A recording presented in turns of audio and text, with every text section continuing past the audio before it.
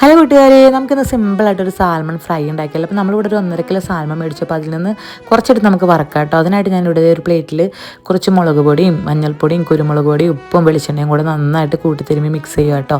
മസാലയ്ക്ക് വേണ്ടിയിട്ട് നമ്മുടെ സാൽമൺ നമ്മൾ പരട്ടി വെക്കാനാണ്. അപ്പോൾ നമ്മൾ കുറച്ചെടുത്ത് കറി വെക്കാൻ, ബാക്കി ഒരു 6 പീസോളം നമുക്ക് വറക്കാനാണ് നമ്മൾ ഉദ്ദേശിക്കുന്നത്.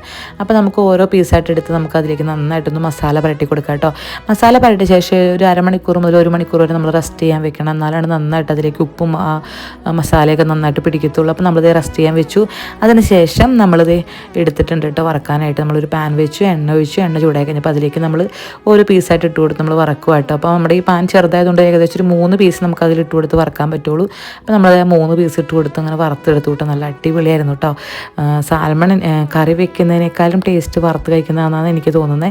അപ്പോൾ എല്ലാവരും ഒന്നും ഇങ്ങനെ ഉണ്ടാക്കിയേക്കണം. സിമ്പിൾ മസാലയാണ്, അടിപൊളിയാണ്. ഇത്രയുള്ള ഇന്നത്തെ വീഡിയോ. അടുത്ത വീഡിയോ കാണും വരെ. ബായ്.